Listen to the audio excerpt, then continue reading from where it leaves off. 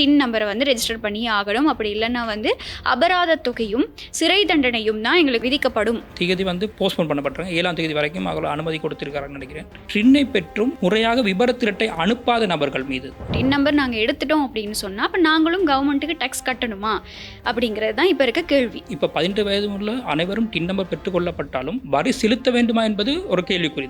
ஆனாலும் இப்போ இந்த டின் நம்பர் வந்து யாரெல்லாம் ரெஜிஸ்டர் பண்ணணும்? இப்போ இலங்கையில் வசிக்கிற நபராக இருந்து 18 வயதுக்கு மேற்பட்ட இருந்தால் கட்டாயம் நீங்கள் டின் நம்பர் பெற வேண்டும் என்பது அடிப்படை நியதி. இப்போ என்ன 60 வயது 70 வயது முதியவர்கள் எடுக்க தேவைப்பாடு சிலர் கருதுகிறார்கள் தேவையில்லை என்று. ஆனால் இதனால உண்மையிலேயே பயனடைகிறது யாரு, பாதிக்கப்படுறது யாரு? காலப்போக்கு இடம் கொடுத்து தான் சொல்லணும் பாதிப்பு இருக்கின்றதா. முறையான திட்டமிடல் இல்லாத போது பாதிப்பை நோக்கி நகரும். நாங்கள் முதலாவது ஒரு வங்கி கணக்கை ஆரம்பிக்கவும் கட்டாயம் டின் தேவைப்படும். அது இல்லாமல் ஒரு சொத்து ஒன்று கொள்வனவு செய்யப்போம். உதாரணத்துக்கு வாகனம் ஒன்று வாங்க போறீங்க, அப்போ கட்டாயம் உங்களுக்கு டின் நம்பர் தேவை. நீ இல்லாம இதை எதுவுமே பண்ண முடியாத ஒரு சூழல். இலங்கையின் முதற்தர சுற்றுலா தலம் ரீச்சாவின் மாபெரும் உணவு திருவிழா ஆகஸ்ட் மாதம் 7, 8, 9 மற்றும் 10ஆம் தேதிகளில் மாலை 6 மணி முதல் 10 மணி வரை. இன்றைய டிக்கெட்டுகளை பெற்றுக் கொள்ளுங்கள். லங்காஸ்ரீ நேயர்களுக்கு வணக்கம். அண்மைய நாட்களாவே நாட்டுக்குள்ள இருக்க ஒரு மிகப்பெரிய கேள்விதான் இந்த டின் நம்பரை யாரெல்லாம் ரெஜிஸ்டர் பண்ணணும். டின் நம்பர் ரெஜிஸ்டர் பண்ணல அப்படின்னு சொன்னா எங்களுக்கும் அபராதம் விதிக்கப்படுமா, எங்களுக்கும் சிறை தண்டனையா அப்படிங்கிற ஒரு மிகப்பெரிய கேள்வி இப்போ மக்கள் மத்தியில் எழுந்திருக்கு. இந்த கேள்விகள் அது மட்டும் இல்லாம இந்த டின் நம்பர் பத்தி இருக்கக்கூடிய எல்லா சந்தேகங்களுக்கும் விளக்கம் அளிக்கிறதுக்காக தான் இன்னைக்கு இந்த நேர்காணல். இதை பத்தி முழுமையான ஒரு விளக்கத்தையும் தெளிவையும் எங்களுக்கு வழங்குறதுக்காக இன்றைய தினம் எங்களோட நேர்காணலோடு இணைஞ்சிருக்காரு வரி ஆலோசகர் வசந்தன் அவர்கள். வணக்கம். வணக்கம். இப்போ மக்கள் மத்தியில நான் முதல்ல சொன்ன மாதிரி இருக்கக்கூடிய ஒரு மிகப்பெரிய கேள்விதான் இந்த டின் நம்பர்னா என்ன, எதுக்கு நாங்க இந்த டின் நம்பரை ரெஜிஸ்டர் பண்ணணும் அப்படிங்கிறது. நீங்க ஒரு விளக்கத்தை தர முடியுமா? இந்த டின் நம்பர் எதுக்காக அரசாங்கம் இவ்வளவு மும்முரமா இந்த டின் நம்பர் ரெஜிஸ்ட்ரேஷனுக்கு எதுக்கு இவ்வளவு கட்டாயப்படுத்துது அப்படிங்கிறது தொடர்பா? இது வந்து இன்றைக்கு நேற்று இல்லை, ஏற்கனவே இருந்தது, காலங்காலமாக இருந்தது. பேர் மட்டும் மாற்றிருக்காங்க, டின் நம்பர், டின் இலக்கம்னு சொல்லி. இது 2023ஆம் ஆண்டே இலங்கையில் அமுல்படுத்தப்பட்டது. அந்த நேரம் வர்த்தமானி அறிவித்தல் வழங்கப்பட்டது. குறிப்பிட்ட ஒரு சாரார் துறையினருக்கு மட்டும் முதலாவது அனுமதிக்கப்பட்டிருந்தது. அதுக்கு பிறகு 2024ஆம் ஆண்டு ஜனவரி மாதம் செக்ஷன் 102 அதன் கீழே 18 வயது மேற்பட்ட அனைவருமே பதிவு செய்ய வேண்டிய ஒரு நிலைமைக்கு தள்ளப்பட்டனர். இப்போ இலங்கையை பொறுத்த வரைக்கும் வந்து வரி இந்த டின் இலக்கம் வந்து புதியதான இல்லை, ஏற்கனவே இருந்தது, பேர் மாற்றப்பட்டது. ஆரம்பத்தில் இருந்தது கோவை இலக்கம்ண்டு, ஃபைல் நம்பர்ண்டு, இப்போ டின் டேக்ஸ் ஐடென்டிஃபிகேஷன் நம்பர் அப்படின்னு. இப்போ இதையே மும்முரப்படுத்துகிறாங்க அப்படின்னு சொன்னால் ஒரு முறைசாரா பொருளாதாரத்திலிருந்து முறையான பொருளாதாரத்தை நோக்கி நகரணும், ஒரு சிஸ்டமேட்டிக் கொண்டு வரணும். அப்போ டின்னுங்கிறது வந்து ஒரு தேசிய அடையாள அட்டை மாதிரி. இப்போ ஒவ்வொருத்தருக்கும் தேசிய அடையாள அட்டை இருக்கிற மாதிரி இவர்களுக்கும் டின் இருந்தால் இப்போ எல்லாம் ஒரு யூனிக் நம்பருக்குள்ளே வருவாங்க. அந்த கான்செப்ட் கீழே தானே உள்நாட்டு இறைவனை திணைக்களம் இது அமல்படுத்தப்பட்டிருந்தது. ஓகே. இப்போ இந்த 18 வயதுக்கு மேற்பட்டவங்க வந்து கட்டாயம் இந்த டின் நம்பரை ரெஜிஸ்டர் பண்ணணும் அப்படிங்கிற ஒரு விஷயம் தான் இப்போ சொல்லப்பட்டிருக்கு. இப்போ எல்லாருக்கும் இருக்க டவுட் என்ன அப்படின்னு சொன்னா, இப்போ டின்னை நாங்கள் ரெஜிஸ்டர் பண்ணிட்டோம், டின் நம்பர் நாங்கள் எடுத்துட்டோம் அப்படின்னு சொன்னா அப்போ நாங்களும் கவர்மெண்ட்டுக்கு டேக்ஸ் கட்டணுமா அப்படிங்கிறது தான் இப்போ இருக்க கேள்வி. ஓகே. இதில் வந்து 18 வயதுக்கு மேற்பட்ட அனைவரும் எடுக்க வேணுங்கிறது 2024ஆம் ஆண்டே அது கொண்டு வந்துட்டாங்க. அப்போ இன்னமும் பாதி பேர் நடைமுறைப்படுத்தப்படலை. இன்னுமே டின் இலக்கம் வந்து இப்போ 3 வருஷம் ஆகிட்டு எல்லாருமே அந்த டின் நம்பர் இன்னும் பெற்றுக்கொள்ளலை. அது ஒரு தாமதமும் ஒரு காரணம். அப்போ இந்த 18 வயதுக்கு மேற்பட்டவர்கள் வந்து கட்டாயம் டின் நம்பர் பெற்று ஒரு அறிவித்தல் ஒன்று வழங்கப்பட்டிருக்கு. ஆனால் இப்படித்தான் இப்போ 18 வயது உள்ள அனைவரும் டின் நம்பர் பெற்றுக்கொள்ளப்பட்டாலும் வரி செலுத்த வேண்டுமா என்பது ஒரு கேள்விக்குறி. உதாரணத்துக்கு ஒரு சிறிய வருமான உழைக்கும் நபர் வந்து இப்பொழுது அடிப்படையில் வந்து 1,50,000 குறைவான ஒரு வருமானத்தை உழைக்கின்ற போது அந்த நபர் அது தவிர அவரது வட்டி வருமானம் 5,000க்கு கீழே குறைவாக இருந்தால் வரி திரட்டை அனுப்ப தேவையில்லை என்று சொல்கிறது ஒரு பக்கம். ஆனாலும் அதில் இன்னொரு நுணுக்கமான விஷயத்தை சொல்லியிருக்கிறார்கள். என்னென்றால் உள்நாட்டு திணைக்கள ஆணையார் சொல்கிறார், இந்த விபரத்திரட்டை அவர் ஓப்பன் பண்ணியிருந்தார், அதாவது அந்த ஃபைலை அவர் உருவாக்கியிருந்தார், அவரும் ஓப்பன் பண்ணலாம். ஒரு குறிப்பிட்ட நம்பருக்கு அவர்கள் மூலமும் ஃபோர்ஸ் ரெஜிஸ்ட்ரேஷன் சொல்லுவோம், அவர்கள் மூலமும் ஓப்பன் பண்ணலாம். அப்படி ஓப்பன் பண்ணியிருந்தால் அவருடைய கண்காணிப்புகளை தான் அது நீக்கப்படும். உங்களுக்கு குறைவான வருமானம் என்பதை உறுதிப்படுத்துவதற்கான தகவல்கள் அவரிடம் இல்லை. டின் நம்பர் ஓப்பன் பண்ணாலும் அவருடைய வருமானம் குறைவாக இருக்குது என்பது அவருக்கு தெரியாது. உங்களுடைய வருமானம் குறைவாக இருக்குது அவருக்கு தெரியாது. அப்போ விபர திரட்டை அனுப்பும் போது தான் உண்மையான நிலைவரம் தெரியும். அதை அடிப்படையாக வைத்து அவர்கள் எதிர்காலத்தில் உங்களுக்கு தேவையில்லை என்று கருதலாம். உங்கள் வருமானம் குறைவாக இருக்கின்றது, உங்களுக்கு தேவையில்லை என்று கருதலாம். அந்த திருத்தத்தை இந்த முறை கடைசியாக வந்த திருத்தம் உள்நாட்டு இறைவேறு திணைக்களத்தில் கொண்டு வரப்பட்ட திருத்தத்தில் மேற்கோள் காட்டப்பட்டுள்ளது. ஓகே, அதில் தான் சொல்லியிருக்காங்க இந்த 18 வயதுக்கு மேற்பட்டவங்க கட்டாயம் டின் ரெஜிஸ்டர் பண்ணணும். ஆனால் இந்த வருமானம் எப்படின்னா 1,50,000 ரூபாய்க்கு மேலே இருக்கவங்க மட்டும்தான். அதோடு வட்டி வருமானம் 5,000 குறைவாக உள்ளவர்களும் தவிர்க்கப்படலாம்.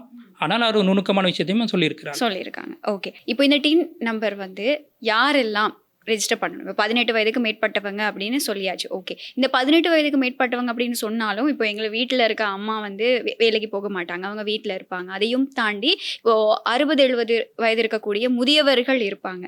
18 வயது பூர்த்தி அடைஞ்சு இப்போ ஒரு மாத கணக்கானவங்க இருப்பாங்க, ஸ்கூல் லீவர்ஸாக இருப்பாங்க, வேலைக்கு போகாதவங்களாக இருப்பாங்க. இப்போ இது யாரெல்லாம் வந்து ரெஜிஸ்டர் பண்ணணும் அப்படிங்கிற ஒரு விபரமும், அது மட்டும் இல்லாமல் இப்போ இதை ரெஜிஸ்டர் பண்ணுறதுக்கு என்னென்ன டாக்குமெண்ட்ஸ் நம்ம கட்டாயம் எங்ககிட்ட இருக்கணும் அப்படிங்கிற ஒரு விபரமும் சொல்ல முடியுமா? இந்த டின் வந்து இலங்கையில் வசிக்கிற நபர்கள், ரெசிடென்ட் இருக்கிற நபர்கள் வந்து கட்டாயம் எடுக்கப்பட வேண்டும். 18 வயதுக்கு மேலே இப்போ ஆரம்பத்தில் வந்து அதை சொல்லப்பட்டது வந்து குறிப்பிட்ட துறையினர், உதாரணமாக டாக்டர்ஸ், இன்ஜினியர்ஸ், அக்கௌண்டன்ஸ். அதுக்கு பிறகு 1 லட்சம் அந்த காலப்பகுதியில் 1 லட்சத்துக்கு மேலே வருமானம் பெறுகிற நபர்கள் திறக்க வேண்டும் என்று கட்டாயப்பாடு இருந்தது. இப்போ இலங்கையில் வசிக்கிற நபராக இருந்து 18 வயதுக்கு மேற்பட்ட இருந்தால் கட்டாயம் நீங்கள் டின் நம்பர் பெற வேண்டும் என்பது அடிப்படை நியதி. அது செய்யத்தான் வேணும். அதாவது இப்போ 60-70 வயது இருந்தாலும் அவங்க கட்டாயம். இப்போ என்ன 60 வயது 70 வயது முதியவர்கள் எடுக்க தேவைப்பாடு சிலர் கருதுகிறார்கள் தேவையில்லை என்று. ஆனால் சில சந்தர்ப்பங்களில் ஒரு கருத்து ஒன்று நிலவுகிறது சமுதாயத்தில். அவர்களோட மகன்களோ அல்லது மகள்களோ அவர்களோட சொத்து விவரங்களை தனது தாயார் மூலம் தந்தையார் வயது அவர்களது வங்கி கணக்கில் இடலாம், அவர்கள் வைப்பு இடலாம். அப்பொழுது அந்த இது தவிர்க்கப்படக்கூடிய அந்த வாய்ப்பு அதிகமாக உள்ளது. உதாரணத்துக்கு நான் ஏங்குகிற நபருக்கு அவரோட தாயாரோட சொத்து வந்து ஒன்றுமே வீட்டில் தான் இருக்கிறாங்க, ஆனால் அவங்களுக்கு காசு பேங்க்கில் டிபாசிட் ஆகுது. அந்த வருமானம் அவங்களும் உழைக்கிறது இல்லை, அவங்களோட மகன்களால் உழைக்கப்படுற வருமானம். அது தவிர்க்கப்படக்கூடிய வாய்ப்புகள் இருக்கு என்று கருதி தான் அவர்களையும் இந்த வலையமைப்புகள் கொண்டு வர வேண்டும் என்பது தான் நான் கருதுகிற பொதுவான ஒரு கருத்து. சரி, அப்போ இதுக்கு என்னென்ன டாக்குமெண்ட்ஸ் வந்து?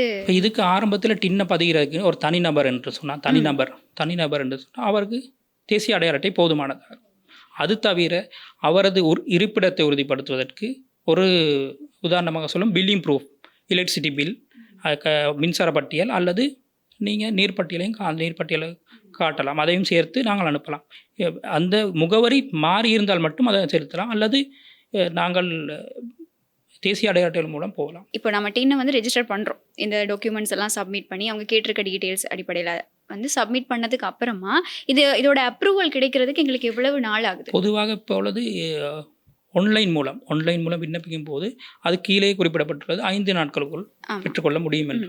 ஆனால் இப்போ பல பேர் வந்து இப்போ இணையம் மூலமாக அதை அப்ளை பண்ணுறதுல வந்து பல சவால்கள் இதில் இருக்குது. இப்போது நம்ம பார்க்கக்கூடியதாக இருக்குது, எல்லாருமே வந்து இந்த பக்கத்தில் இருக்க ரீஜனல் ஆஃபீஸுக்கு போய் தான் இதை ரெஜிஸ்டர் பண்ணுறதுக்கு வந்து நிற்கிறாங்க. அப்படி நிற்கக்கூடிய பட்சத்தில் இப்போ இந்த ரீஜனல் ஆஃபீஸ் மூலமாக போகிறாங்களா இருந்தால் அப்போது அவங்களுக்கு இந்த அப்ரூவல் டின் நம்பர் கிடைக்கிறதுக்கு எவ்வளவு நாள் ஆகும்? ரீஜனல் ஆஃபீஸை விட நீங்கள் நேரடியாக போனாலும், நேரடியாக நீங்கள் இணையதளத்தில் நீங்கள் அப்ளை பண்ணினாலும் குறிப்பிட்ட 5 நாளைக்குள்ளே நீங்கள் பெற்றுக்கொள்ள முடியும். அல்லது அவசர தேவை கருதி இருந்தால் நாங்கள் நிலையத்துக்கே போயிட்டு பெற்றுக்கொள்ள முடியும். இப்போ இதில் இன்னொரு பிரச்சனை இருக்கிறது என்று யாருமே இந்த குறிப்பிட்ட திகதியை அரசாங்கம் இன்னும் அந்த உள்நாட்டு இறைவேறு திணைக்களம் இன்னும் அறிவிக்கப்படவில்லை. இந்த கடைசி திகதி என்று எதையுமே சொல்லவில்லை. குறிப்பிட்ட திகதி வந்து 30ஆம் திகதிங்கிற ஒரு கதை உழைவு வந்தாலும் அது உண்மையான தகவல் அல்ல. இன்னொரு தகவல் வெளியாகிருக்கு என்ன அப்படின்னு சொன்னால், இந்த டின் நம்பர் நம்ம ஆன்லைனில் போய் ரெஜிஸ்டர் பண்ணும்போது, இது வந்து இணைய வழியாக ரெஜிஸ்டர் பண்ணும்போது ஆல்ரெடி ரெஜிஸ்டர்ட் அப்படிங்கிற ஒரு நோட்டிஃபிகேஷன் மாதிரி, ஒரு அலர்ட் மாதிரி அதில் காமிக்குது. ஆனால் அப்போது நிலவுற ஒரு தகவல் தான், ஒரு விஷயம் தான், இது வந்து எல்லாருக்குமே கொமனாகவே பொதுவாகவே கவர்மெண்ட் வந்து எல்லாருக்குமே டின் நம்பரை ரெஜிஸ்டர் பண்ணிட்டாங்க. ஆனால் அப்போ இது கிடைக்கல தானே. இப்போ கவர்மெண்ட் மூலமாக எனக்கு ரெஜிஸ்டர் ஆகியிருக்கு அப்படின்னு சொன்னால் அந்த டின் நம்பரை நான் எப்படி பெற்றுக்கொள்கிறது? இப்போது தனி நம்பர் மூலமாக பெற்றுக்கொள்ளும் போது, இப்போ நான் வந்து எனக்கு ஒரு டின் நம்பர் வேணும்னா நான் அதை ஆன்லைன் மூலமாக அப்ளை பண்ணுறேன். இப்போ அவங்களுடைய வழிமுறைகளோட அடிப்படையில் எனக்கு இமெயில் மூலமாக அதுக்கான அப்ரூவல் கிடைக்குது அப்படின்னு தான் அவங்க சொல்லியிருக்காங்க. ஆனால் இப்போ இதை கவர்மெண்ட் மூலமாக அரசாங்கம் மூலமாக இதை அப்ளை பண்ணும்போது இந்த டின் நம்பர் எங்களுக்கு எப்படி நாங்கள் பெற்றுக்கொள்கிறது? இல்லை, இது வந்து இலகுவான வழிமுறை தான். இப்போ ஆல்ரெடி ரெஜிஸ்டர்டு என்று சொல்லப்படுகிறது வந்து உள்நாட்டு இறைவரி திணைக்களமே உங்களை பதிவு செய்து விட்டது. நீங்கள் ஏற்கனவே பதிவு செய்ய தேவையில்லை. உள்நாட்டு இறைவரி முதலே உங்களை பதிவு செய்து விட்டார்கள்.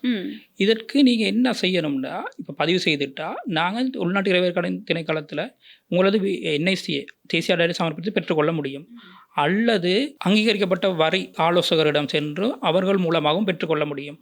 அவர் ஒத்தாரிட்டி லெட்டர், அதாவது அவர் தான் இந்த சேவையை பெற்றுக்கொள்வதற்காக செல்கிறார், அவர் கடிதம் ஒன்று வழங்கி அந்த குறிப்பிட்ட நபர் கடிதம் ஒன்றை வழங்கி இவர் என் சார்பாக அவர் வருகிறார், இவருக்கு இந்த டின் நம்பரை பெற்றுக்கொள்வதற்கு செய்து கொடுக்கும்னு சொல்லி ஒரு கடிதம் மூலம் வழங்கினாலும் பெற்றுக்கொள்ள முடியும்.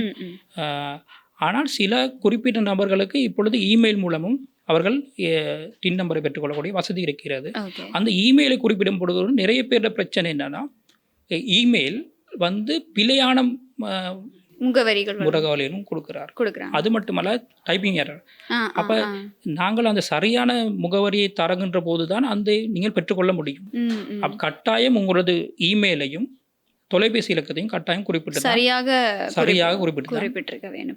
ஓகே, இப்போ என்னுடைய அடுத்த கேள்வியும் இதுவாக தான் இருந்தது. அதுக்கான பதில் ஆரம்பத்திலேயே நீங்கள் சொல்லிட்டீங்க. என்னன்னா, இந்த வெளிநாட்டில் வாழக்கூடிய இலங்கையர்கள், இப்போ இவங்க வெளிநாட்டில் வாழ்ந்துகிட்டு இருக்கக்கூடிய இப்போ நீங்கள் முதலே சொன்னீங்க இலங்கை குடியுரிமை பெற்று எல்லாருமே இதுக்கு வந்து ரெஜிஸ்டர் பண்ணுறது கட்டாயம் அப்படின்னு சொல்லி. இப்போ வெளிநாட்டில் இருக்க இலங்கை வெளிநாட்டு குடியுரிமையோடு சேர்த்து வெளிநாட்டு இலங்கையில் வதிவிடமாக கொண்டவர்கள்.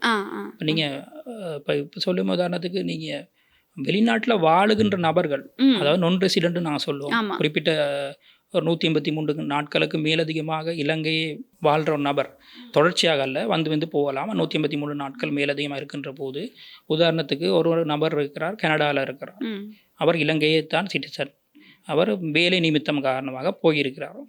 அப்போ அவர் வந்து இலங்கையில் கட்டாயம் டின் நம்பர் எடுக்கணும்ன்றங்கிறது தேவைப்பாடு இல்லை, அது சொல்லப்படவில்லை. ஆனால் அவர் இலங்கை வந்து ஏதாவது சொத்துக்களை கொள்வனவோ அல்லது வங்கி கணக்கு இலக்கங்களை ஆரம்பிப்பதற்கு அல்லது வாகனங்களை கொள்வன செய்வதற்கு அல்லது வேறு விதமான நடவடிக்கைகளை ஈடுபடுகின்ற போது, வருமானம் சம்பந்தமாக நடவடிக்கைகளை ஈடுபடுகின்ற போது அவர் டின் நம்பரை பெற்றுக்கொள்வது அவசியமான தேவைப்பாடாக இருக்கிறது. அது தவிர அவர்களுக்கு கட்டாயம் டின் நம்பர் பெற்றுக்கொள்ள வேண்டும் என்பது கடப்பாடு இல்லை. ஓகே, அப்போ அவர் வெளிநாட்டில இருந்து இப்போ இலங்கைக்கு வர்றாரா இருந்தா அப்போ அவர் டின் நம்பரை இங்கே வந்து ரெஜிஸ்டர் பண்ணலாம். அல்லது நீங்கள் ஆன்லைன்லேயே பெற்றுக்கொள்ளக்கூடிய வசதி இருக்குது, ஆன்லைன்லேயே நீங்கள் செய்யலாம். இலங்கைக்கு வர வேண்டிய தேவைப்பாடு இல்லை, நீங்கள் ஆன்லைன்லேயே நீங்கள் பெற்றுக்கொள்ள முடியும். இப்போ இருக்கக்கூடிய இந்த இணையவழி சிக்கல்கள் இருக்கு இல்லையா, இந்த ஆல்ரெடி ரெஜிஸ்டர்ட்னு வருது, அது மட்டும் இல்லாமல் இன்னும் சில எரர்கள் இருக்கதா தான் சில விமர்சனங்கள் இருக்குது இந்த இடத்துல. அப்போது இப்போ வெளிநாட்டில் இருக்கக்கூடிய ஒருத்தர் வந்து இப்போ இணையவழி மூலமாக இந்த டின் நம்பரை ரெஜிஸ்டர் பண்ணிட்டு அவங்க அப்போது அந்த சந்தர்ப்பத்தில் இந்த டின் நம்பரை முறையாக பெற்றுக்கொள்ளலை அப்படின்னா, அவங்க இங்கே இலங்கைக்கு வந்ததுக்கு அப்புறமா நீங்கள் சொல்கிற மாதிரி உள்நாட்டு இறைவரி திணைக்களத்துக்கு போய் பெற்றுக்கொள்ளணுமா, அப்படி இல்லைன்னா வேறு ஏதாவது? இல்லை, பெற்றுக்கொள்ளலாம், இங்கே வந்து பெற்றுக்கொள்ளலாம். அப்படின்னா அவங்க இங்கே வந்ததுக்கு அப்புறம் தான் அதை போயிட்டு, அல்லது அவருக்கு வர முடியாவிட்டால் அவர் சார்பாக ஒருத்தரை பதிலியாக நியமித்து பெற்றுக்கொள்ள முடியும். நீங்க முதல்ல சொன்னது கடிதத்தின் மூலம் வழங்கி பெற்றுக்கொள்ள முடியும். அது உறவினர்களா இருக்கணும், அல்ல உறவினர்களா இருக்கலாம், அல்லது நண்பர்களா இருக்கலாம், அல்லது நீங்க யாரை நியமிக்கிறீர்களோ அவர்களை பெற்றுக்கொள்ள முடியும். அதாவது ஒரு கடிதம் அவங்களுடைய கையொப்பமிட்டு கடிதம் ஒன்று வழங்கப்பட வேண்டும். அதான் இப்போ கடிதம்னு சொன்னா அவங்க அதை இமெயில் மூலமா இங்க அனுப்பி இமெயில் மூலம் அனுப்பலாம், பிரச்சனை இல்லை, இமெயில் மூலம் அனுப்பலாம், பெற்றுக்கொள்ள முடியும். அடுத்தது வந்து இப்போ நீங்க முதல்ல சொல்லி இருந்தீங்க இந்த உள்நாட்டு இறைவரி திணைக்களம் மூலமா ஒரு காலவரையறை வழங்கப்படலை அப்படின்னு சொல்லி. ஆனா இப்போ வரைக்கும் தகவல்கள் எப்படி வெளியாயிட்டு இருக்கு அப்படின்னு சொன்னா, 30ஆம் தேதி நாங்க வந்து டின் நம்பரை வந்து ரெஜிஸ்டர் பண்ணி ஆகணும், அப்படி இல்லைன்னா வந்து அபராத தொகையும் சிறை தண்டனையும் தான் எங்களுக்கு வந்து விதிக்கப்படும் அப்படிங்க. அதாவது கட்டாயமாக்கப்பட்டு நம்ம அதை செய்யலை அப்படின்னு சொன்னால் இந்த 2 விஷயங்கள் நடக்கும் அப்படின்னு சொல்லி இப்போ செய்திகள் வந்து வெளியாகிட்டு இருக்கு. இது தொடர்பாக உள்நாட்டு இறைவரி திணைக்களம் என்ன மாதிரியான நடவடிக்கை? இது வந்து இந்த கதை என்னென்றால் 30ஆம் தேதி வந்து லஞ்சம் மற்றும் ஊழல் ஆணைக்குழு அரசியலை விழிப்புணர்வு ஊட்டும் வகையில் அவர்களுக்கு ஒரு தகவலை அறிக்கை சொல்லியிருக்கிறார்கள். கட்டாயம் 30ஆம் தேதி முன் அவர்கள் சொத்து விவரங்களை சமர்ப்பிக்க வேண்டும். அதன் கருதி அரசு ஊழியர்கள் அவர்களுக்கு தேவையான டின் இலக்கங்களை பெற்றுக்கொள்வதற்காக வரிசையில் நிற்கிறார்கள். அது மட்டுமல்ல, தனிப்பட்ட நபர்களும் இருக்கிறார்கள். அப்போ இந்த 30ஆம் தேதி டெட்லைன், அந்த க்ளோசிங் டேட் காரணமாக தான் அந்த டேட் வந்து தவறாக விமர்சிக்கப்பட்டுள்ளது. மற்றபடி இப்பொழுது நான் நினைக்கிறேன் அந்த தேதி வந்து போஸ்ட்போன் பண்ணப்பட்டிருக்காங்க. 7ஆம் தேதி வரைக்கும் அவர்கள் அனுமதி கொடுத்திருக்காங்கன்னு நினைக்கிறேன். அது தவிர மற்றபடி 30ஆம் தேதி என்பது ஒரு கட்டாய தேதி அல்ல. அது தவிர அவர்களுக்கான தண்டப்பணம் என்பது அப்படி அல்ல. தண்டப்பணம் வந்து ஏற்கனவே சட்டத்தின்படி 102வது செக்ஷன் படி ஆரம்பத்திலே உள்ளது படி 2024ஆம் ஆண்டு 50,000 தண்டப்பணம் இருந்தது. அது வந்து டின் பெற்றுக்கொள்வதற்கான தண்டப்பணம் அல்ல. டின்னை பெற்றும் அந்த டின் சர்டிஃபிகேட்டை பெற்றும் முறையாக விபரத்திரட்டை அனுப்பாத நபர்கள் மீது 50,000 பெனால்ட்டி தண்டப்பணம் அறவிடப்படும் என்பது அந்த காலத்தில் இருந்த சட்டம். அது இப்பயும் இருக்கிறது. இப்பொழுது தண்டப்பணம் அளவு மாற்றம் பெற்றது. ஆனால் விபரத்திரட்டை அனுப்ப வேண்டும். உங்களுக்கு ஒரு இமெயில் மூலமோ அல்லது ரெஜிஸ்டர் போஸ்ட் மூலமோ தகவல் வந்தால் உங்களோட விபரத்திரட்டை அனுப்புமாறு கேட்டுக்கொள்ளப்பட்டால் நீங்கள் கட்டாயம் அனுப்ப வேண்டும். அதை செய்யாத பட்சத்தில் தான் உங்களுக்கான வருமானம் இருந்தும், உதாரணம் சொல்லுமே, உங்களோட வருமானம் வந்து 19 லட்சத்தை தாண்டி இருக்கிறது. அந்த 19 லட்சத்தை தாண்டி இருக்கும்போது நீங்கள் விபரத்திரட்டை அனுப்பாத பட்சத்தில் இப்போ இந்த கரண்ட் சினாரியோ இப்போ இந்த நடைமுறையில் உள்ளது, அந்த நடைமுறை அடிப்படையில் கட்டாயம் நீங்கள் விபரத்திரட்டை அனுப்ப வேண்டும் உள்நாட்டு திணைக்களம். அதன் பொருட்டு தான் அவர்கள் தண்டப்பணத்தை தீர்மானிப்பார்கள் ஒழிய டின் பெற்றுக்கொள்ளாவிடத்து தண்டப்பணம் அறவிடப்படும் என்பது கூற்று அல்ல. ஓகே, அப்போ இப்போ இந்த டின் நம்பர் ரெஜிஸ்டர் பண்ணலை அப்படின்னு சொன்னால் இப்போ அரசாங்கம் கட்டாயமாக்கி இருக்கு. இதை இன்னமும் கேர்லெஸ்ஸாக விட்டுட்டு இதை வந்து டின் நம்பரை ரெஜிஸ்டர் பண்ணாமல் இருக்கிறவங்களுக்கு வந்து அடுத்ததாக ஏதாவது சட்ட நடவடிக்கை எடுக்கப்படுமா, அப்படி இல்லைன்னா இன்னும் அவகாசம் வழங்கப்படுமா அப்படிங்கிறது தொடர்பாக ஏதாவது கருத்துக்கள் நிலவிக்கிட்டு இருக்கா? அப்படி இல்லைன்னா சட்ட நடவடிக்கைகள் எடுக்கப்படும் என்பது இன்று வரையும் அது சொல்லப்படவில்லை. ஆனால் ஒரு குறிப்பிட்ட ஒரு சட்டத்துக்கு உட்பட்டு ஒரு 2024ஆம் ஆண்டு சட்டம் வந்த பொழுது அந்த செக்ஷனில் குறிப்பிட்டபடி நாங்கள் டின்னை பெற்றுக்கொள்ள வேண்டும் என்பது அந்த ஆரம்ப அடிப்படையில் கூறப்பட்டது. இன்றுமே அதை செய்யாமல் விடுத்து எங்களுக்கும் ஒரு பொறுப்புள்ள பிரஜை என்ற அடிப்படையில் நாங்கள் டின்னை பெற்றுக்கொள்ள வேண்டும். அதுதான் ஆரம்ப கருத்து. அது நாங்கள் தண்டப்பணமோ அது வந்து இதற்கு சம்மந்தம் இல்லை. ஆனால் நாங்கள் முறையாக டின் நம்பரை பெற்றுக்கொள்ள வேண்டும். அப்பொழுது தான் அந்த முறைசாரா விதத்திலிருந்து முறையான பொருளாதாரத்துக்கு நாங்கள் நோக்கி நகர்வோம். டிஜிட்டல் எக்கனாமின்னு சொல்லப்படுகின்ற அல்லது இந்த டின் நம்பரை பெற்றுக்கொள்வதற்கே நிறைய காலதாமதம் எடுத்து விட்டது. 3 வருஷம் போய்விட்டது. அப்போ இந்த கடைசியாக அடிப்படை 27ஆம் தேதி கிடைத்த தகவல் இந்த ஜூன் மாதம் 12 மில்லியன் பேர் ரெஜிஸ்டர் பண்ணப்பட்டிருக்காங்க டின் நம்பருக்கு. அப்போ நம்ம எதிர்பார்க்குறாங்க முழுமையான உங்களோட டின் இலக்கத்தை பெற்றுக்கொள்வதற்கு. ஆனால் இப்போது மக்கள் வந்து இந்த சிறை தண்டனை அபராதம் அப்படின்னு சொன்னதுக்கு அப்புறமா வந்து கொஞ்சம் மும்முரமாக டின் நம்பரை ரெஜிஸ்டர் பண்ணதை பார்க்கக்கூடியதாக இருந்தது. அதிக அளவில் தேடப்பட்டும் வந்தது டின் நம்பர் எப்படி ரெஜிஸ்டர் பண்ணுறது, வர்ற எரரை எப்படி இல்லாமல் பண்ணிக்கிறது அப்படிங்கிறது தொடர்பாக. ஸோ இப்படி இருக்கக்கூடிய பின்னணியில் நீங்கள் சொல்லிட்டீங்க இப்போ எந்த ஒரு கால வரையறையும் கிடையாது. ஆனால் அந்த நம்ம டிஜிட்டலைசேஷன் அப்படிங்கிறதுக்குள்ள ஒரு முறையான ஒரு பொருளாதாரத்துக்குள்ளே நம்ம போகிறதுக்கு வந்து இதை வந்து நம்ம கட்டாயம் தேவை. இது ஒரு யூனிக் நம்பர்னால தேசிய அடையாள அட்டை மாதிரி தான் உங்களுக்கு கட்டாயம் டின் நம்பர் பெற்றுக்கொள்ள வேண்டும். இனி எப்படி உங்களுக்கு தேசிய அடையாள அட்டை உள்ளதோ அதன்படி இனி டின் நம்பரும் இருக்கும். ஆமாம், அதாவது இப்போது நான் இது எனக்கு இருக்க ஒரு கேள்வி. நான் ஒரு அக்கௌண்ட் வந்து ஓப்பன் பண்ண போகிறேன்னா இருந்தால் பேங்க்கில் வந்து மோஸ்ட்லி எங்களுக்கு வந்து இந்த ஐடென்டி கார்டு தான் தேவைப்படும். ஆனால் எதிர்வரும் நாட்களில் இந்த டின் ரெஜிஸ்ட்ரேஷன் நம்பரும் வந்து கட்டாயம் கேட்கப்படும் அப்படிங்கிற ஒரு கருத்து. இப்பொழுது வந்து அது குறிப்பிட்ட அதற்கு டின் நம்பர் பெற்றுக்கொள்வதற்கான காரணங்கள் அதோடு தொடர்பட்ட என்ன விஷயங்கள் என்னென்னா, நாங்கள் முதலாவது ஒரு வங்கி கணக்கை ஆரம்பிக்கவும் கட்டாயம் டின் தேவைப்படும். அது இல்லாமல் ஒரு சொத்து ஒன்று கொள்வனவு செய்யப்படும். உதாரணத்துக்கு வாகனம் ஒன்று வாங்க போகிறீங்க, அப்போ கட்டாயம் உங்களுக்கு டின் நம்பர் தேவை. அது இல்லாமல் நீங்கள் ரெவன்யூ லைசன் வாகனத்துக்கான நாங்கள் ஒவ்வொரு வருஷமும் ரெவன்யூ லைசன் எடுப்போம். அதை மீள் செய்கின்ற போது நாங்கள் பெற்றுக்கொள்ள வேண்டும். அப்படி ஒரு குறிப்பிட்ட விஷயங்களுக்காக அவன் கட்டாயம் இது தேவைப்பாடு இருக்கின்றது சொல்லியிருக்கிறார். அது செய்ய வேண்டும். அப்போ நீங்கள் ஒரு வங்கி இலக்கத்தை ஆரம்பிப்பதற்கு கட்டாயம் டின் நம்பர் தேவைப்படுது. அப்போ நம்ம இனி இல்லாமல் இதை எதுவுமே பண்ண முடியாத ஒரு சூழல். ஏன்னா ஒரு வங்கி கணக்கு ஆரம்பிக்குவதற்கோ அல்லது சொத்தொன்றை வாங்குவதற்கு அல்லது புதுசாக காணி கட்டிடங்களை கொள்வனவு செய்வதற்கு அந்த மாதிரி ஒரு குறிப்பிட்ட தேவைகளுக்காக கட்டாயம் டின் தேவைப்படுகின்றது. இப்போது ரொம்பவே அண்மையில் வந்து இந்த டின் நம்பர் ரெஜிஸ்டர் பண்ணுறது கட்டாயம், அதுவும் 30ஆம் தேதிக்குள்ளே கட்டாயம் அப்படின்னு சொன்னதுக்கு அப்புறமா வந்து சில பகுதிகளில் வந்து நீண்ட வரிசையை பார்க்கக்கூடியதாக இருந்தது. அது வந்து வயதானவர்களும் இருக்காங்க, வேலைக்கு போகிறவங்களும் இருந்தாங்க, போகாதவங்களும் இருந்தாங்க.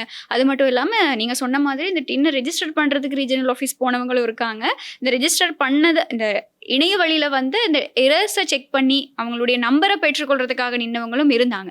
இந்த நடைமுறை சிக்கல் தொடரும் இல்லையா?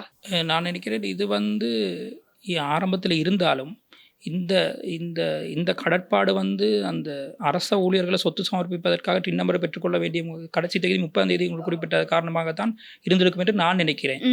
அதற்கு பிறகு இனி தொடர்ச்சியாக வர்ற நாட்களில் இதன் அளவு வந்து குறையலாம். முழுமையான நாங்கள் ஆன்லைன் மூலம் அப்ளை பண்ணுறது வந்து இலகுவாக பெற்றுக்கொள்ளக்கூடிய வசதிகளை எங்களுக்கு இலகுவாக்கி கொண்டு நிறைய பேருக்கு இந்த டின்னை எப்படி பெற்றுக்கொள்வது என்று தெரியாமல் இருக்கிறதே ஒரு காரணம். டின் என்றால் என்ன, டின்னை பெற்றுக்கொள்வதற்கு எப்படி, நாங்கள் எப்படி இந்த விண்ணப்பிப்பது, ஆன்லைன் மூலம் எப்படி விண்ணப்பிப்பது. நாங்கள் இவ்வளவு காலமும் இருந்தது வந்து மேனுவல் முறை, ஒரு விண்ணப்பத்தாள் அப்ளிகேஷன் ஃபார்ம்ல மூலியமாக தான் நான் இவ்வளவு காலம் செய்து கொண்டிருந்தேன். அதை தவிர்த்து இப்பொழுது சிஸ்டம் வருகின்ற போது ஒரு சிலவர்களுக்கு பயம் ஏற்படுகின்றது, எப்படி நாங்கள் இதை விண்ணப்பித்து பெற்றுக்கொள்ள முடியும். ஆமாம், சில பேருக்கு வந்து இப்போ எங்களுடைய பர்சனல் டீட்டெயில்ஸை நாங்கள் ஒரு ஆன்லைன் பிளாட்ஃபார்முக்குள்ளே நாங்கள் போடும்போது, அதை அனுப்பும்போது சில பேருக்குள்ளே வந்து பல கேள்விகள் எழும் இல்லையா. எங்களுடைய தனிப்பட்ட தகவல்களை நாங்கள் இப்படி ஆன்லைன் மூலமாக அனுப்புறது சரியாக இருக்குமா? ஏன்னா இப்போ நடந்துகிட்டு இருக்கக்கூடிய எங்களுடைய நாட்டில் நடக்கக்கூடிய பல மோசடி சம்பவங்களை வச்சு பார்க்கும்போது இந்த மாதிரி ஆன்லைன்ல நாங்கள் எங்களுடைய தனிப்பட்ட தகவல்களை அனுப்புறது சரியா இருக்குமா? இப்போ இன்னும் இருக்க கேள்வி என்ன அப்படின்னு சொன்னா, இந்த வங்கி கணக்குகள் நான் டின் ரெஜிஸ்டர் பண்ணதுக்கு அப்புறம் என்னோட பேங்க் டீட்டெயில்ஸ் வந்து கவர்மெண்டால பார்க்க முடியுமா அப்படிங்கிற பல சந்தேகங்கள் வந்து அது பரவலா எழுப்பப்பட்டு வருது அது மக்கள் மத்தியில. ஏன்னா இந்த டிஜிட்டலைசேஷன் அப்படின்னு சொல்றது வந்து இப்போ நாங்க எங்களுடைய ஜெனரேஷனா இருக்கட்டும், எங்களுக்கு அடுத்து வரக்கூடிய ஜெனரேஷனா இருக்கட்டும் ரொம்ப இலகுவா அதுக்குள்ள போறது வந்து ஏற்றுக்கொள்ளக்கூடியது. இப்போ எங்களுடைய வீட்டில் இருக்கக்கூடிய வயதான தரப்பு வந்து இதுக்கு அக்செப்ட் பண்ணிக்கிறதா இருக்கட்டும், அதுக்குள்ளே போகிறதுக்கு இன்னும் ஒரு தடவை யோசிப்பாங்க. அப்படிங்கிறதுனால இந்த நடைமுறை சிக்கல்கள் வந்திருக்கு. இப்போது நீங்கள் சொல்கிறத ஏற்றுக்கொள்ளக்கூடிய ஒரு விடயம் தான், நம்ம ஆன்லைனில் அப்ளை பண்ணுறது ஈஸியாக இலகுவாக இருக்கும் அப்படின்னு. ஆனால் எங்களுடைய வீட்டிலேயே வயதானவங்க கிட்ட மொபைல் ஃபோன்ஸ் இருக்காது, அதாவது ஸ்மார்ட் ஃபோன்ஸ் இருக்காது, அவங்களுக்கு ஒரு இமெயில் அட்ரஸ் இருக்காது. அப்போ அவங்களுக்கு வந்து என்ன பண்ணணும் அப்படின்னு கேட்டால் அதுக்கான தனியாக ஒரு இப்போ நம்ம கட்டாயப்படுத்தி இருக்காங்க, அதுக்கு நம்ம தனியாக நடைமுறைகள் அப்படின்னு சொன்னால் தனியாக ஒரு இமெயில் அட்ரஸ் அவங்களுக்குன்னு க்ரியேட் பண்ணி அவங்களுக்கு ஒரு ஸ்மார்ட் ஃபோன் மூலமாகவோ லேப்டாப் மூலமாகவோ தான் இவ்வளவையும் பண்ண வேண்டிய ஒரு நிலைமை இருக்குது. இந்த மாதிரியான நடைமுறை சிக்கல்கள் தான் இருக்குது. இப்போ ஆரம்பத்தில் அவர் என்னென்னா எங்களுடைய தகவல்கள் வந்து பாதுகாப்பாக இருக்கின்றதா என்பது நாங்கள் இடைவரை திரைக்கணம் செய்யணும், அனைவரும் குறிப்பிட்ட டின் இலக்கத்தின் அடிப்படையில் தான் செய்கிறாங்க. அப்போ இதில் வந்து இப்போ கிட்டத்தில் கடைசியாக வந்த அமெண்ட்மெண்ட்ஸ்ன்னு சொல்லுவோம், திருத்தத்தின் அடிப்படையில் 2026 3ஆம் தேதி ஜூன் மாதம் அனுப்பப்பட்ட திருத்தத்தில் டின் இலக்கம் என்பது ஒரு ரகசிய இலக்கம் இனி இல்லை என்று அவர்கள் அறிவித்திருக்கிறார்கள். அப்போ டின் நம்பரை சில இடங்களில் நாங்கள் கட்டாயம் சமர்ப்பித்து தான் ஆகணும், தேவைப்பாடு இருந்து. தகவல்கள் வந்து பாதுகாக்கப்படும். இப்போ உதாரணத்துக்கு தகவல்கள், உங்களோட சேமிப்பு தகவல் இந்த தகவல்கள் ஏற்கனவே நாங்கள் மேனுவல் முறையில் இருந்த தகவல் தான். ஆரம்பத்தில் வந்து எல்லா உள்நாட்டு இறைவர் திணைக்களத்தில் தகவல்கள் வந்து ஃபைல் கோப்புகளாக அடிக்கப்பட்டு இருந்தது, அதில் உங்களோட தகவல்கள் எல்லாமே இருந்தது. இப்பொழுதும் அது டிஜிட்டல் முறைக்கு மாற்றப்பட்டுள்ளது. இப்பொழுது டிஜிட்டல் முறைக்கு மாற்றப்பட்டு இருக்கின்ற நேரத்தில் நாங்கள் அதை நம்புவோமாக எல்லாம் பாதுகாப்பாக இருக்கிறது. இப்போது எங்களுடைய பிரதேசத்திலையா இருக்கட்டும், எங்களை சுற்றி இருக்க எங்களுடைய சமூகத்திலையா இருக்கட்டும், வயதானவர்கள் இருக்காங்க. அவங்களுக்கு வந்து இந்த டிஜிட்டல் சம்மந்தமாகவோ இல்லாட்டி இந்த ஆன்லைன் சம்மந்தமாகவோ பெரிய ஒரு அறிவு இல்லாமல் இருக்கலாம். ஆனால் அவங்க மாதாந்தம் வந்து இந்த நீங்கள் சொல்லக்கூடிய இப்போ அரசாங்கம் சொல்லியிருக்கு இல்லையா, 1,50,000 ரூபாய் அப்படின்னு சொல்லி மாதாந்த வருமானம், அதை தாண்டி அதிகம் வருமானம் ஈட்டுறவங்களா இருக்கிறவங்க இருக்காங்க. ஆனால் அவங்களுக்கு வந்து அந்த ஒழுங்கான ஒரு டிஜிட்டல் இதை போய்ட்டு எப்படி அப்ளை பண்ணுறது, எப்படி ஆன்லைனில் பண்ணுறதுன்னு தெரியாது. விவசாயம் பண்ணுறவங்களா இருக்கட்டும், அந்த மாதிரி இருக்காங்க. இப்போ அப்படி இருக்கக்கூடியவங்க இதுக்கு போகிறது தான் 2 தடவை யோசிக்கிறாங்க. அதுக்கு தான் இப்போ அரசாங்கம் சொல்லியிருக்காங்க என்னென்னா இந்த ரீஜனல் ஆஃபீஸில் போய் அப்ளை பண்ணணும் அப்படின்னு சொல்லி. ஆனால் இனி வரும் நாட்களில் இந்த ஆன்லைன் த்ரூ அப்ளை பண்ணுறதை இன்னும் இலகுவாக்குறது இதுக்கு ஒரு சிறந்த தீர்வாக இருக்காதா? இப்போ ஆன்லைனில் போகிறது கொஞ்சம் கஷ்டப்படுற மாதிரி இருக்கு இல்லையா, இந்த ஆல்ரெடி ரிஜிஸ்டர்ட்னு வர்றது, இந்த கவர்மெண்ட் ஆல்ரெடி அப்ளை பண்ணியிருக்குது, அப்படி இப்படி ஒரு சில சிக்கல்கள் இருக்கிறது தான் இவ்வளவு கேள்விகளுக்கும் ஒரு பிரச்சனையாக இருக்குது தானே. இப்போ இனி வரும் நாட்களில் இதுக்கு ஒரு சிறந்த தீர்வு வழங்கப்பட்டால் இன்னும் மக்கள் இலகுவாத அடைஞ்சு கொள்ளுவாங்க அப்படிங்கிற ஒரு அப்படி ஒரு விஷயம் இருக்குது. அதான் ஏன்னா அந்த பிரச்சனை இருக்குது. அதை முன்னிறுத்தி சில வேளைகளில் வயோதிபர்களுக்கு மேனுவல் முறையில் விண்ணப்பிக்க முடியும் என்கிற வாக்குறுதிகளை வழங்குவார்களோ என்பது கேள்விக்குரியதான். ஆனால் ஒரு சில சந்தர்ப்பங்களில் அவர்கள் விபர திருட்டு அனுப்பலாம். விபர திருட்டு வந்து மேனுவல் மூலமாக அனுப்பலாம். வயது போனவர்கள். ம், ம். ஆனால் டின் இலக்கத்தை பெற்றுக்கொள்வதற்கு எந்த மாதிரி நடவடிக்கைகளை உள்நாட்டு இறைவர்களும் எடுத்திருக்கு என்பது கேள்விக்குறி தான். இப்போ ரிஜிஸ்டர் பண்றது இப்போதானே அதிகமாகிட்டே இருக்கு. அப்போ இப்பதான் சரியான என்னென்ன நடைமுறையில சிக்கல்கள் இருக்கு அப்படிங்கிறது வந்து கொஞ்சம் கொஞ்சமா வெளியில வந்துகிட்டு இருக்கு. இதுக்கு உடனடியான ஒரு தீர்வு. வயோதிபர்களுக்கு குறிப்பாக அந்த நடைமுறையை என்ன மாற்றம் செய்ய போகிறார்கள் என்பது இன்னும் ஒரு கேள்விக்குறியாக தான் இருக்கிறது. ம். இப்பொழுதுக்கு அப்படியும் அவர்களுக்கு கஷ்டம்னு சொன்னால் அவர் குறிப்பிட்ட வரி சம்பந்தமான ஆலோசனைகளை நாடுகின்ற போது அவர்கள் சரியான வழிநடத்தலை அவர் செய்யலாம் என்று எதிர்பார்க்கிறேன். ஏற்கனவே ஒரு மாத சம்பளத்துல வந்து இந்த பே ஆஸ் யூ ஏர்ன் அப்படிங்கிற ஒரு வரி வந்து செலுத்தப்படுது. அப்படி இருக்கிறவங்களும் இந்த டின் நம்பர் பெறணுமா? அவங்களும் வந்து அதிகமான வரி செலுத்துபவர்களா இருந்தா கட்டாயம் அவர்களும் எடுக்கணும். இப்போ அவர் மாதாந்த ஊழியம் பெறுகின்ற போது அந்த மாதாந்த ஊழியம் 1,50,000 தாண்டுகின்ற போது அவர்களுக்கு பே டேக்ஸ் முறைமை, பிடித்து வைத்தல் வரிமுறை, அது ஒரு அந்த வருமானம் உழைக்கின்ற போதே நீங்கள் அந்த டேக்ஸை கட்டிடணும் கம்பெனி. அது வந்து அது ஆரம்பத்தில் எடுக்கின்ற டின் நம்பர் பெற்றுக்கொண்டால் தான் உங்களுக்கு அந்த வரி சலுகைகளை பெற்றுக்கொள்ள முடியும். அவரது மொத்த வரி, வருடத்தின் மொத்த வரி இருக்கும். அந்த வரியில் இதை கழித்துக்கணும். டேக்ஸ் கிரெடிட்னு சொல்லப்படுகின்றது. ஒவ்வொரு மாதமும் ஒரு குறிப்பிட்ட சம்பளம் 1,50,000 லட்சத்துக்கு மேலே சம்பளம் எடுக்கும், குறிப்பிட்ட ஒரு தொகையை வரியாக அறவிடுவாங்க. அதை உள்நாட்டு இறைவர்கள் கட்ட வேணும். அப்படி கட்டி மொத்தது வருகின்ற போது அவர் மொத்த சம்பளமும் இந்த வரி அளவும் சமமாக இருக்கும். இந்த அவர்களுடைய வருமானத்துக்கு ஏற்ற மாதிரி வரி இருக்கும். அப்போ அதை எடுத்து பெற்றுக்கொள்வதற்கு கட்டாயம் டின் நம்பர் அவர்களுக்கு தேவை. அப்படின்னா இந்த பே டாக்ஸும் வந்து இதுக்கு முன்னாடியே டின் நம்பர் பே டாக்ஸ் ஆரம்பத்திலிருந்து முதல்ல இருந்து இருந்தது. பே டாக்ஸ் வந்து இலங்கையில முதல்ல இருந்து இருந்தது, ஒரு மாற்றமும் இல்லை இருந்தது. அப்போ இந்த டாக்ஸ் கிரெடிட் எடுக்கிறோம்னா கட்டாயம் அவர்கள் டின் நம்பர் பெற்றுக்கொள்ளுங்கிறது அவர்கள் கட்டாயம். அடுத்து இந்த ரிட்டர்ன் சப்மிட், இதுதான் வந்து மிகவும் முக்கியமாக பேசப்படுற விஷயம். இன்னும் இந்த டின் நம்பர் விஷயத்தில், இந்த டின் நம்பர் எடுத்ததுக்கு அப்புறமா இந்த ரிட்டர்ன் சப்மிட் பண்ணுறது எப்படி? இப்போது ரிட்டர்ன் சப்மிட் பண்ணும்போது அதில் எதிர்நோக்கக்கூடிய சவால்கள், இது சாத்தியமாக இருக்குமா? எல்லாரும் ரிட்டர்ன் சப்மிட் பண்ணும்போது எப்படி சாத்தியப்பட போகுது எதிர்வரும் நாட்களில்? இப்போ அது ஒரு கேள்விக்குறி தான். இப்போ எல்லாருமே நீங்கள் அதோட இப்போ ஒரு தொழில் சார்ந்த இப்போ ஒரு தகவல்களை ஒரு முறையாக இதை பதிவு டின் நம்பர் இலக்கத்தை பெற்றுக்கொண்டு அதற்கான தேவையான பாஸ்வேர்ட், கடவுச்சீட்டுன்னு சொல்லுவோம், அதை எடுத்து பெற்றுக்கொண்டு நாங்கள் முறையாக அந்த சிஸ்டத்தில் வேலை செய்கின்ற பொழுது பல சிக்கல்களை எதிர்நோக்க வேண்டி வரும்.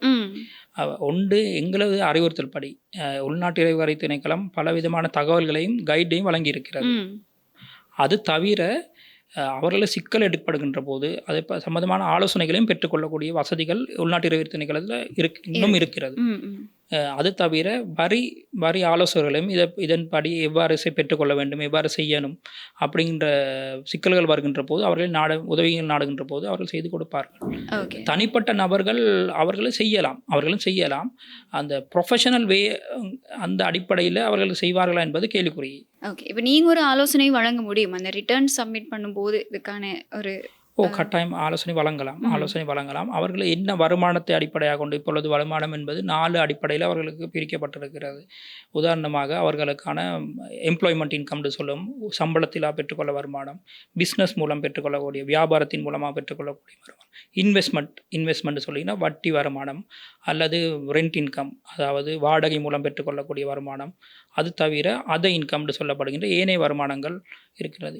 இந்த வருமான அடிப்படையில் தான் அவர்கள் விபரத்திட்டத்தை சமர்ப்பிக்க வேண்டும். என்ன வருமானம் அடிப்படையில் எங்களுக்கு இருக்கிறது என்பது அந்த தகவல்களை பெற்றுக்கொண்டு அவர்களுக்கான தேவையான, இப்போ உதாரணம் சொல்லுவோம், அவருடைய வருமானம், அது தவிர சொத்து விபரம், இந்த ரெண்டையும் மட்டும்தான் ஒவ்வொரு வருஷமும் நவம்பர் மாதம் 30ஆம் தேதி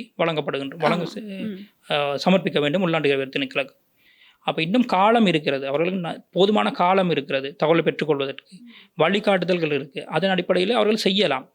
தேவையான சலுகைகளையும் பெற்றுக்கொள்ளக்கூடிய வசதிகளும் இன்னும் உள்நாட்டு இறைவரி செயற்பாடில் உள்ளது. இன்னொரு கேள்வி என்ன அப்படின்னு சொன்னால், இந்த தனிநபர்கள் மூலமாக வழங்கப்படக்கூடிய சேவைகள், அவங்க வந்து மாதாந்த வருமானம் இந்த அமௌண்ட் இருக்கும்போது அவங்களுடைய அந்த வரி எப்படி செலுத்தப்பட போகுது? தனிநபர் வருமானம் என்று 3ஆம் தேதி 6ஆம் மாதம் 2026 திருத்தம் ஒன்று கொண்டு வரப்பட்டது. ஏற்கனவே இருந்த திருத்தம் தான் அது. அதன் இப்பொழுது மேலும் விரிவாக்கப்பட்டுள்ளது.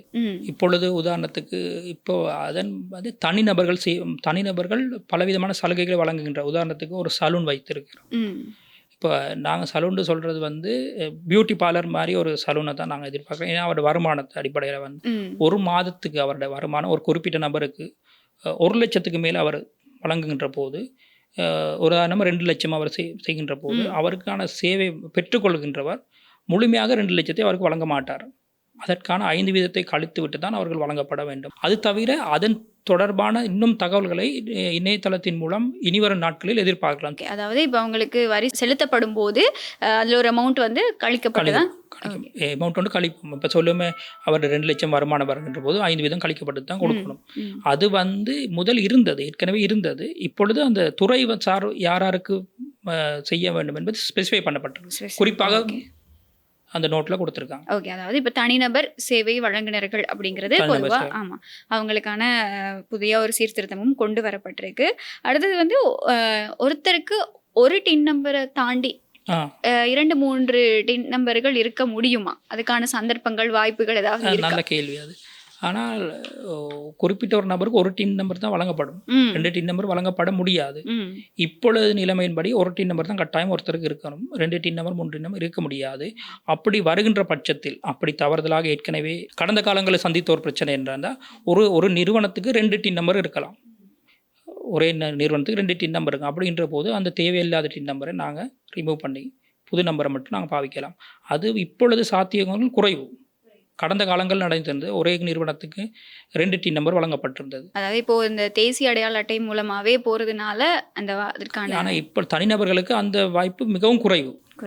இறுதியான கேள்வி என்ன அப்படின்னு சொன்னால், இந்த டின் நம்பர் ரெஜிஸ்ட்ரேஷன் அது வந்து இப்போது கட்டாயப்படுத்தப்பட்டிருக்கு. நீங்கள் சொன்ன மாதிரியே முறையான ஒரு பொருளாதாரத்துக்குள்ளே நாங்கள் ஒரு நாட்டு மக்கள் எல்லாருமே சேர்ந்து ஒரு நாடாக நாங்கள் போகணும் அப்படிங்கிறது தான் அரசாங்கத்தோட முதன்மையான நோக்கம். அப்படின்னு இதனால் உண்மையிலேயே பயனடைகிறது யார், பாதிக்கப்படுறது யார்? பாதிப்பு அடைகிறது என்பது அந்த வரி கிடைக்கப்படுகின்ற வரி முறையாக பயன்படுத்துகின்ற போது, நாட்டு மக்களுக்கு முறையாக பயன்படுத்துகின்ற போது, அது டிரான்ஸ்பரன்சி இருக்கின்ற போது அது நிறைய நன்மைகளை பெற்றுக்கொள்ள வேண்டும். நாங்கள் மருந்துகளை பெற்றுக்கொள்வதற்கான அரச இடங்களில் அரச வைத்தியசாலையில் மருந்துகளை பெற்றுக்கொள்வதற்கு இந்த வரி தான் பயன்படுத்துகிறது. மற்ற அஸ்வசும இதன் முழுமையான பங்களிப்பு வரி மூலம் வருமானங்களில் தான் பெற்றுக்கொள்ளப்படும். இந்த வரி வருமானத்தின் மூலமாக தான் நாட்டு ஏழை மக்களுக்கான வாய்ப்புகளை வழங்குவதற்கு இந்த இலவச கல்வியான போன்ற விஷயங்களுக்கு இந்த வரி வருமானம், அந்த வரி வருமானம் சரியான முறையில் பகிர்ந்தளிக்கப்படுகின்ற போது ஒரு சமநிலை பேணப்படும் என்று எதிர்பார்க்கிறோம். ஓகே, பாதிக்கப்படுறவங்க யார் இதனால்? பாதிக்கப்படுகின்ற போது நாங்கள் ஆரம்பத்தில் பாதிக்கப்படுகின்ற சொல்லி எழுந்த மனமும் சொல்ல முடியாது, காலப்போக்கு இடம் கொடுத்து தான் சொல்லணும் பாதிப்பு இருக்கின்றதா என்று. முறையான திட்டமிடல் இல்லாத போது பாதிப்பை நோக்கி நகரும். அதாவது இப்போது இந்த வரி அப்படி இல்லைன்னா வருமானத்தை வந்து முறையற்ற விதத்தில் பெற்றுக்கொள்கிறவர்கள், அப்படி இல்லைன்னா இதை வந்து சப்மிட் பண்ணி எதுக்காக இந்த மாதிரி ஒரு நீங்கள் சொல்கிற மாதிரி இந்த டிரான்ஸ்பரன்சியாக எதுக்கு வச்சுக்கணும் அப்படின்னு யோசிக்கிறவங்களுக்கு இதனால ஒரு பாதிப்பு இருக்கும் அப்படின்னு சொல்லி சாதாரணமாக மக்கள் மத்தியிலேயே இதை பாதிப்பு டிரான்ஸ்பரன்சி என்று சொல்கின்ற போது அரசாங்கம் இதற்கான முழுமையாக பெற்றுக்கொண்டு இந்த வரி வருமானங்களை பெற்றுக்கொண்டு அந்த வரி வருமானத்தை எவ்வாறு பகிர்ந்தளிக்கப்படுகின்றது மக்களுக்கு என்ற அடிப்படையில் இருக்கின்ற போது தான் அது சரியான விதத்தில் பகிர்ந்தளிக்கப்படுகின்ற போது நாட்டு மக்கள் நன்மை அடைகின்ற வாய்ப்பு காணப்படுகின்றது. அதை சமநிலைத்தன்மையை அடிப்படையாக கொண்டு தான் இதற்கான தீர்வை நோக்கி நகரும். இந்த டின் நம்பர் ரெஜிஸ்ட்ரேஷன் தொடர்பான பல சந்தேகங்கள் மக்கள் மத்தியில் நிலவிக்கிட்டே இருந்தது, இன்னமும் நிலவிக்கிட்டே இருக்கு. இது எதுக்கு, ஏன் இப்படி அப்படின்னு சொல்லி பல கேள்விகள். எனக்கு தெரிஞ்சு இந்த நேர்காணல் வந்து பார்வையாளர்களுக்கு ரொம்பவே பயனுள்ளதாக இருக்கும். டின் நம்பர் ரெஜிஸ்டர் பண்ணுற எல்லாருமே வந்து டேக்ஸ் பே பண்ண வேண்டிய கட்டாயம் இந்த இடத்துல கிடையாது. இது வந்து ஒரு தேசிய அடையாள அட்டை இலக்கம் மாதிரி உங்களுக்கு வந்து உங்களை அடையாளப்படுத்தக்கூடிய ஒரு எண் மாதிரி ஒரு எண் தான் இந்த டின் நம்பர் அப்படிங்கிறது. வந்து அதுக்கான முழுமையான விளக்கம் இந்த நேர்காணல் மூலமாக கிடைக்க பெற்றிருக்கும். அதனால இனியும் தாமதப்படுத்தாமல் உங்களுக்கான டின் நம்பர்ஸை வந்து நீங்கள் பெற்றுக்கொள்ளுங்க அப்படிங்கிற ஒரு தகவலை வழங்கிக்கிட்டே உங்களுடைய வேலைப்பளுவுக்கு மத்தியில் எங்களுடைய கலையகத்துக்கு வந்து இந்த நேர்காணலை வழங்கினதுக்கு, தகவல்களை முழுமையாக விளக்கத்தோடு வழங்கினதுக்கு ரொம்ப நன்றி. உங்களுக்கும் உங்கள் நிறுவனத்துக்கும் நன்றி. இது தாண்டியும் உங்களுக்கு இன்னும் தகவல்கள் தெரிஞ்சு கொள்ளணும் அப்படின்னா, அப்படி இல்லை இன்னும் சந்தேகங்கள் கேள்விகள் இருக்குது அப்படின்னா நீங்கள் வந்து அதை கமெண்ட்டில் பதிவிடுங்க. இன்னொரு காணொலி மூலமாக அதை உங்களுக்கு தெளிவுபடுத்தி விரிவுபடுத்தி வழங்குறதுக்கு நாங்கள் வந்து தயாராக இருக்கோம். ஆனால் இந்த ஒரு நேர்காணல் மூலமாக அவங்களுக்கு முழுமையான தகவல் கிடைச்சிருக்கும் அப்படின்னு சொல்லி நான் நம்புகிறேன். இன்னொரு காணொலியூடாக சந்திக்கலாம். இலங்கையின் முதற்தர சுற்றுலா தலம் ரீச்சாவின் மாபெரும் உணவு திருவிழா ஆகஸ்ட் மாதம் 7, 8, 9 மற்றும் 10 தேதிகளில் மாலை 6 மணி முதல் 10 மணி வரை. இன்றே டிக்கெட்டுகளை பெற்றுக் கொள்ளுங்கள்.